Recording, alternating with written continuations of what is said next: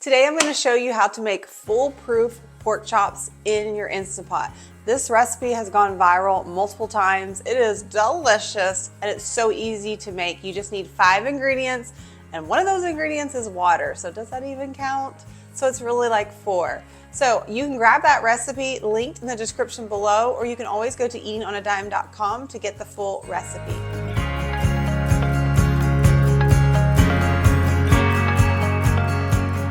Hi, I'm Carrie with eatingonadime.com, and we are on a mission to help families eat well on a budget. And this recipe actually does that. The ingredients are really simple, and you can find pork chops on sale all the time. This is a recipe that you are going to want to keep and make on repeat. Now stay tuned to the end of the video because I'll talk about different ways that you can turn this same recipe into multiple different meals. Okay, let's get cooking. The first thing we're gonna do is let's talk about our Instant Pot. A 6-quart or an 8-quart will work great for this recipe. I believe today I'm using a 6-quart one, so it's the smaller one.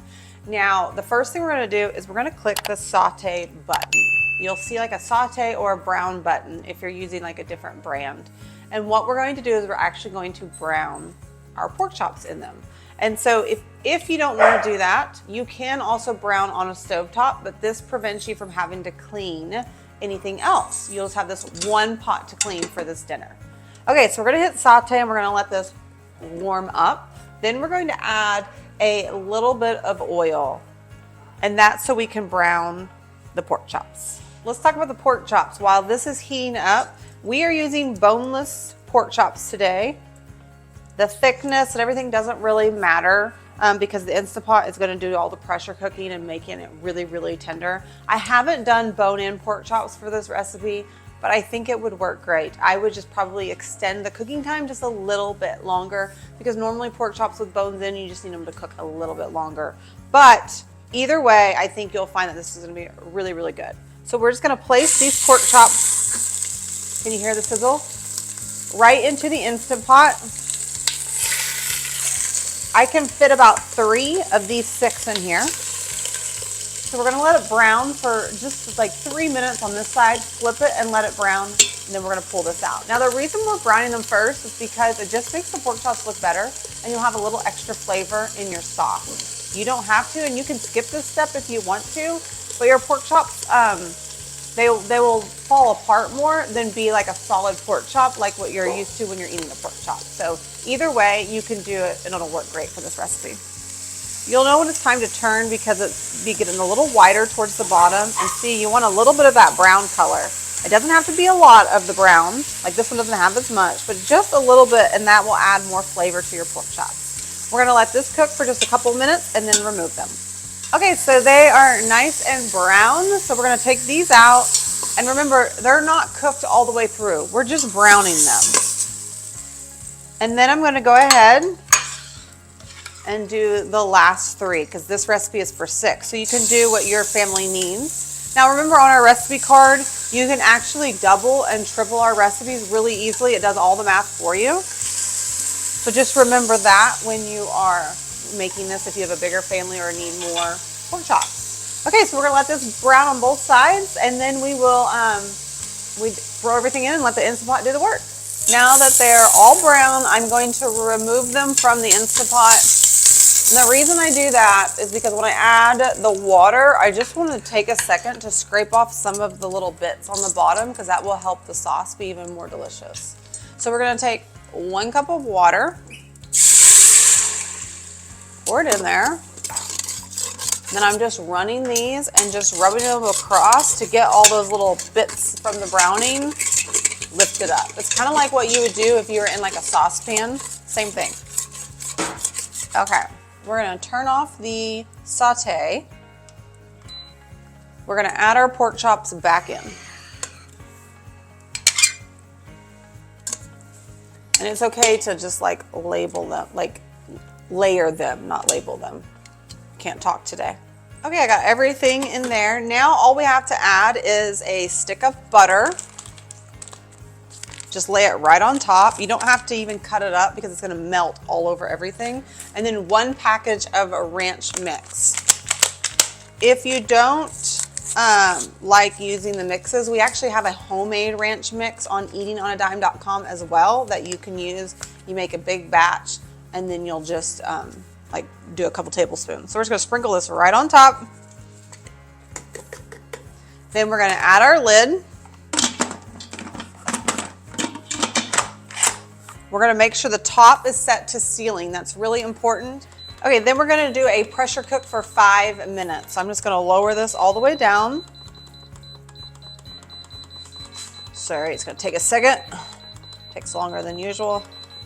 And then we're going to let this pressure cook. Then I like to let the release, we're gonna let it, when it comes to pressure, we're gonna let it count down to 10 before we release the pressure.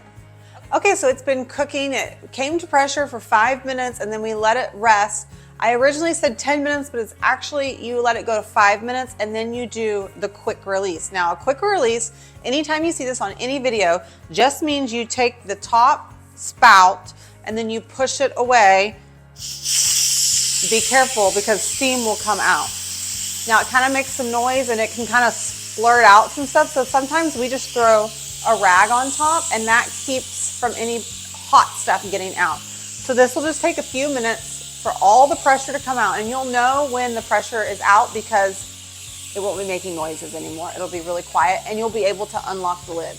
Right now we can't unlock the lid because it's still under pressure. So the pressure it's finished releasing the pressure. No more steam and it's not hot anymore. I wanted to show you one more thing. Right here is a pin, and when it comes to pressure, it pops up to the top. And then when the pressure is gone, it drops down. So that lets you know that it's safe to remove your lid. So see how the lid can now unlock? And look at those pork chops. Tell me that does not look amazing. Oh my goodness, guys, I'm so pumped. They smell amazing and look how pretty they are. Now, let me show you, look. And the buttery sauce is so good. Now, you can thicken this butter sauce if you want to. We actually teach you that inside the post. And that's just doing like a cornstarch slurry. You just take like a tablespoon of cornstarch with about 2 tablespoons of water, cold water, mix it up and pour it in and then let it slowly thicken. Sometimes I'm lazy and I just don't do that. But this buttery sauce is delicious, drizzled on vegetables, mashed potatoes, rice, and pasta. So you can just drizzle it on everything, kind of like you would like when you're cooking a roast, and it's so good. Okay, now, I just gotta take a little bite real quick, guys. Look at that. So pretty and juicy, and they're not falling apart. Okay, let's grab a quick bite, and then we're gonna talk about how you can take this same recipe and make it a multitude of ways. Oh, another thing, this sauce is also really good on a baked potato. So good. Or even a sweet potato. Like if you want to do a baked sweet potato.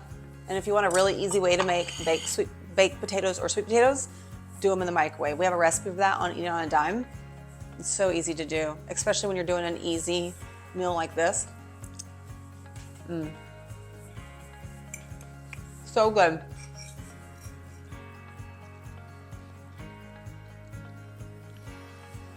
And cooked to perfection. Now, if you want your pork chops to fall apart, some people do, if that's your preference, go ahead and add your cook time up to 5 minutes so that way it'll just fall apart and shred. Super easy to do. So just increase your cook time slightly or let it natural release a little bit longer to get it more cooking time. But right now ours are perfect to where they're sliceable and it's just like, it tastes like an oven baked pork chop without having to heat up your oven or using that. And everything was in one pan. Okay, so let's talk about real quick.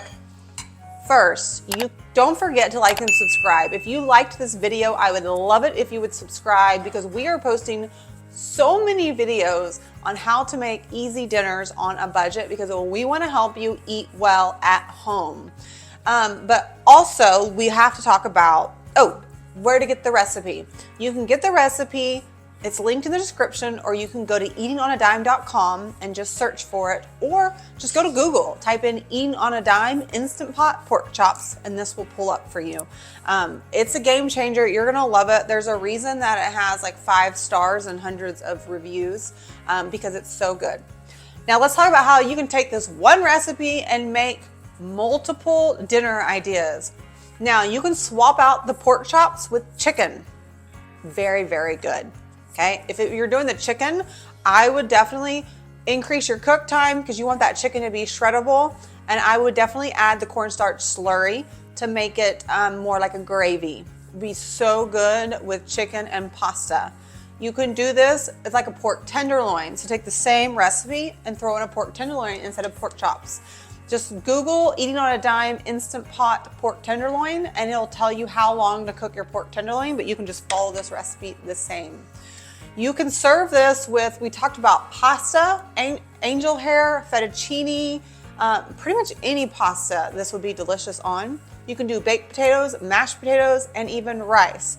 So we've given you a multitude of ways that you can take this exact same recipe and make it different times, and your family don't even know you're eating basically the same meal because you're changing it up. Because this buttery sauce on top of mashed potatoes is amazing. You can also do it on roasted vegetables. You can do it on your pasta, and you're taking the same idea, but your family doesn't know that you're just using the same recipe. So if you love this recipe, try some of our other variations. I think you'll love it too, especially with how simple and easy this recipe is. Okay, I am out of here. I gotta grab me some more food. I'm hungry and I'm ready for more pork chops. Thanks so much for joining me. I hope if you enjoyed this video, I would love it if you would drop a comment and leave a heart. I love hearing from you. And if you make this recipe, I would love it if you would go to our site and actually leave a review. It's one of the best things. We love looking at the reviews, but leave a review and a comment so that way we know if you loved it and if you did anything different because it helps out all the other readers. Okay, thanks so much for joining me. I'll see you next time in my kitchen. Bye, friends.